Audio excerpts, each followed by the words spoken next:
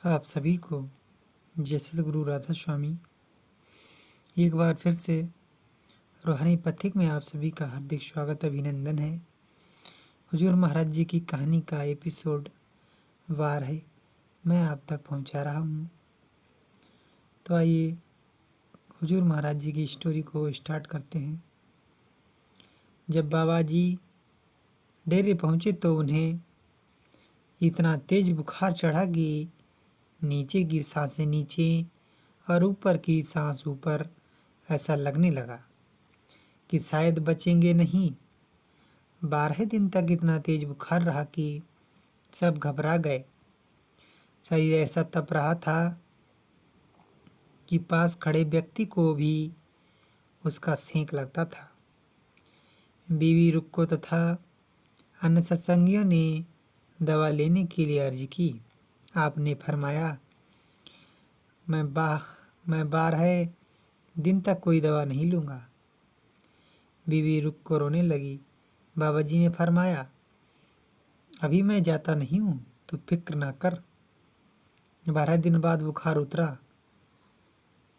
जब हुजूर महाराज सावन सिंह जी करीब 13-14 दिन के बाद अगले इतवार को डेरे पधारे तो आपको बाबा जी के सख्त बीमार होने का पता चला। आपने अर्ज की, हुजूर आपने मुझे आने से रोक दिया, अगर मैं आता तो आपकी कुछ सेवा करता। बाबा जी ने उत्तर दिया, बच्चू आपसे बर्दाश्त नहीं होना था, इसलिए मैंने टाल दिया।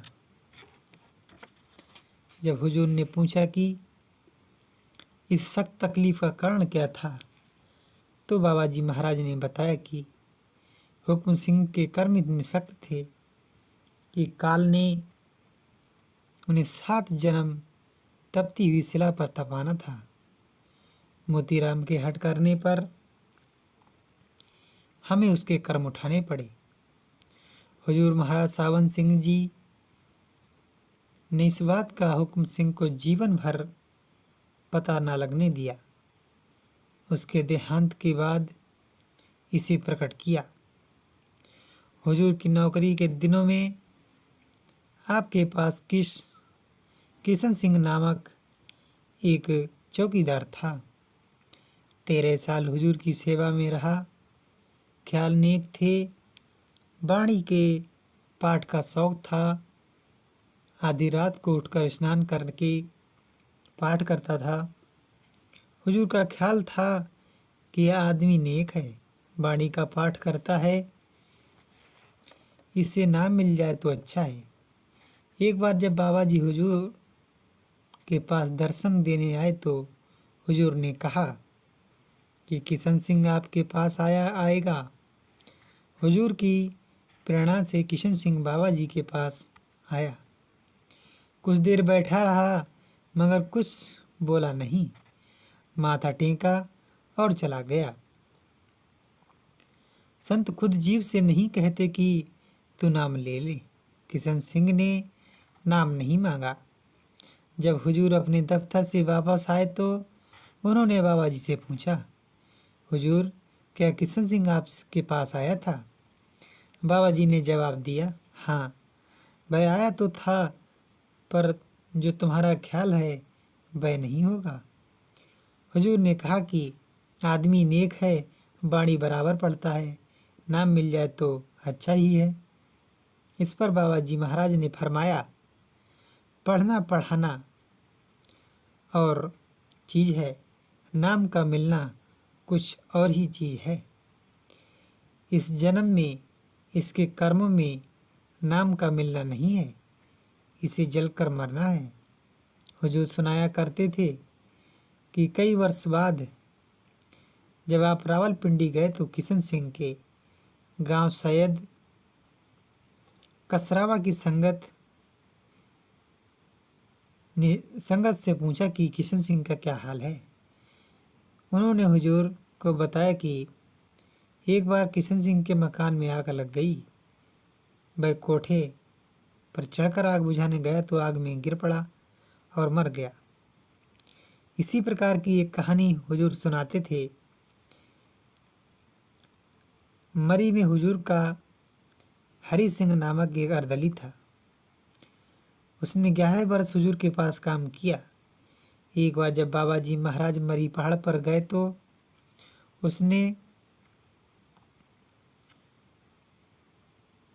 तो हुजूर ने हरि सिंह को बाबा जी से मिलाया।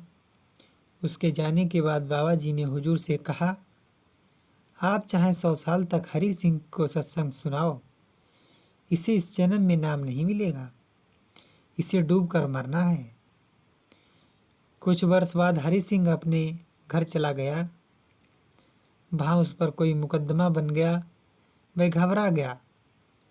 चिट्ठी लिखकर रख दी कि मैं खुद मर रहा हूँ, मेरे लिए किसी को ना पकड़ना, और पोखर में छलांग लगाकर डूब मरा। हुजूर फरमाया करते थे कि संतों की दृष्टि में कोई भी भला या बुरा नहीं होता।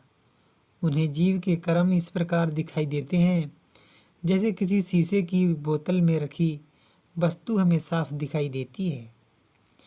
बाबा जी महाराज का हुजूर महाराज सावन सिंह जी को आदेश था कि महीने में 2 नहीं तो 1 पत्र तो जरूर लिखा करें। बाबा जी ने जो पत्र हुजूर को लिखे हैं उनमें आपका हुजूर के प्रति बहुत गहरा प्रेम प्रकट होता है। कुछ उदाहरण इस बात को स्पष्ट करने के लिए पर्याप्त होंगे। वरखुदार बाबू सावन सिंह, तुम मेरे निज प्राण हो, तुम मेरे बेटे हो, गुरमुख हो। मैं तुम पर बहुत बहुत खुश हूँ। तुम एक दिन जरूर सचखंड पहुँचोगे और वहाँ सदा मेरे साथ रहोगे। फिर जन्म नहीं होगा जी। आप मुझे अपनी देह व प्राणों से भी प्यारे हो। फिर जन्म नहीं होगा। जहाँ मैं रहूँगा उसी जगह आप भी मेरे साथ रहेंगे। मैं आप पर बहुत बहुत राजी हूँ। मैं आप पर सब तरह से बहुत बहुत राजी हूँ। आप मेरे स्वरूप हो, भिन्न नहीं हो। कामकाज के लिए दूसरी देह प्रतीत होती है जी। हुजूर के पत्र पाकर बाबा जी बहुत प्रसन्न होते थे। आप स्वयं लिखते हैं, जिस वक्त आपकी चिट्ठी आती है उस वक्त चित्त में इतनी खुशी और आनंद होता है जिसका बयान नहीं हो सकता है जी। भाई मन्ना सिंह, जो बाबा जी महाराज के पास रहकर बरसों से सेवा करते रहे थे, एक बार हाल सुनाया। एक दिन हुजूर महाराज जी की चिट्ठी आई थी। मैंने देखा कि बाबा जी महाराज उसे बार बार हाथ में लेकर पढ़ रहे हैं। मुझे पता नहीं था कि वह क्या कागज है और उसमें क्या लिखा है। मेरे पूछने पर बाबा जी ने फरमाया कि यह चिट्ठी बाबू सावन सिंह जी की है। बड़े प्रेम और विरह से भरपूर है और उन्होंने नौकरी छोड़कर चरणों में आकर रहने की तड़प जाहिर की है। इस पर मैंने अर्ज की, हुजूर जब उनको इतनी तड़प है तो उन्हें यहाँ बुला लें। तो बाबा जी महाराज ने जवाब दिया, अभी उसने बहुत दुनियावी काम लेना है, लेकिन बच्चू एक दिन आएगा जब तुम देखोगे कि स्वामी जी महाराज उनसे किस कदर परमार्थ का काम लेते हैं।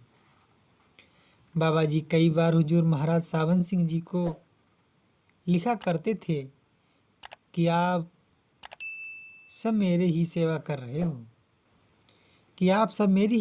रहे हो, या जो घर में काम काज करते हो यह भी सतगुरु का काम है।